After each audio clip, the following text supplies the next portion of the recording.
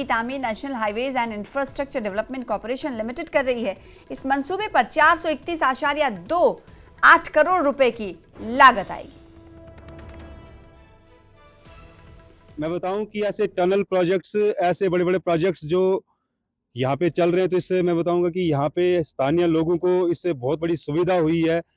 हम day first से, जब से ये एप्को का प्रोजेक्ट यहाँ पे शुरू हुआ था, तो डे फर्स्ट से हमने देखा कि बड़े सारे लोगों को इसमें रोजगार मिला, बड़े सारे लोगों का इससे घर बार चला।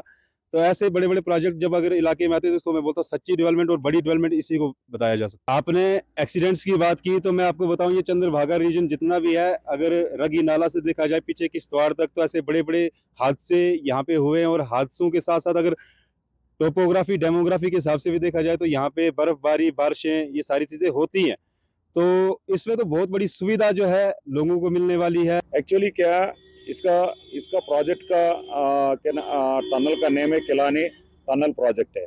ये है हमारा एक किलानी पंचायती है, उसको बाईपास टनल बना हुआ है। ये है 2 ट्यूब में डिवाइड किया हुआ है। एक जाने वाला ट्यूब है, एक आने वाला ट्यूब है। एक एक ट्यूब लेंथ है 1.5 मीटर से इनका लेंथ है। सो ये 2 ट्यूब है हमारा। ये हाई टेक्नोलॉजी से बना हुआ है। इसका जो जितना भी इनसाइड का जो टेक्नोलॉजी है, सो अभी लेटेस्ट जो इंडिया में जो टनलिंग जो बनता है उसी में जोड़ा हुआ टेक्नोलॉजी है। पूरे प्रोजेक्ट में जो पहला टनल ऑलमोस्ट कंप्लीशन पे है वो हमारा खिलानी टनल है, जो कि हमारे खिलानी शहर को बाईपास करता है। और ये एक ट्विन ट्यूब टेक्नोलॉजी में टनल बना है, जिसमें 2 ट्यूब्स हैं, both are 1 kilometre long each.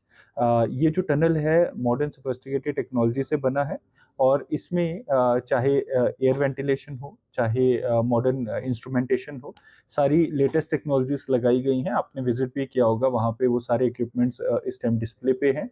जल्दी ही इस टनल को पब्लिक को डेडिकेट कर दिया जाएगा, और ये टनल डायरेक्टली एक वायडक्ट से होते हुए खिलानी नाले को पार करेगा, जिस नाले में आए दिन कुछ न कुछ हादसे होते रहते थे। तो कहीं ना कहीं इस टनल और इस प्रोजेक्ट से सेफ्टी पे एक अच्छा एम्फसिस दिया गया और सेफ्टी लोगों की ख्याल रखी गई है।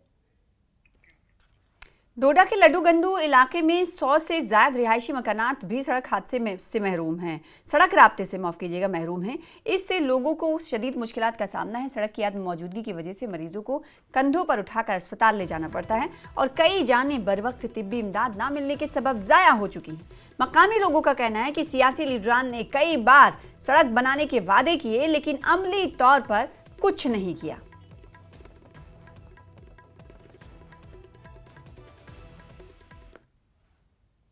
जाएंगे, हमें रोड नहीं है, और रोड की वजह से हम बहुत ज्यादा परेशान हैं। जबकि जो भी अदारा बनता है, एमएलए बनते हैं, एमपी बनते हैं, उस टाइम उनके आदमी एजेंट आते हैं कि हमें वोट दो, हम आपकी तकलीफें दूर करेंगे, हम आपके गांव में रोड देंगे, हम आपके गांव से पक्का रोड निकालेंगे, तो हम लोग वोट दे देते हैं।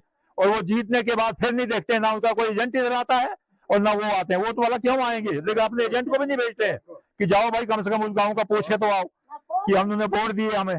तो हमें क्या फायदा मिला इन वोट देने का, जब हमारे वोट की कोई वैल्यू नहीं है, जब ये सोचते नहीं है। अगर ऐसा हुआ हमारे साथ तो दोबारा हम यही करेंगे कि जब इलेक्शन का टाइम आएगा तो हम पूरा गांव वाले इकट्ठे होकर जम्मू जाएंगे और साफ बोलेंगे हमने वोट नहीं देना है, क्योंकि जब आज तक हमारा गांव में तुमने रोड टच क्यों नहीं की। जो रोड सैंक्शन है उसको यहाँ जनवन तरीके से बनाया जाए, ऊपर नीचे से हमें अब कोई लेना देना नहीं है।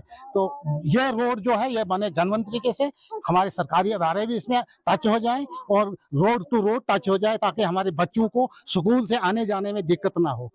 क्योंकि हाई स्कूल से हमारा बच्चा हाई सेकेंडरी में जाए, प्राइमरी स्कूल से हाई स्कूल में जाए, तो ये स्कूल के बच्चों के लिए भी बहुत एक प्रॉब्लम बनी हुई है, क्योंकि रास्ते बंद है, झाड़ियां हैं, चलना बड़ा मुश्किल होता है।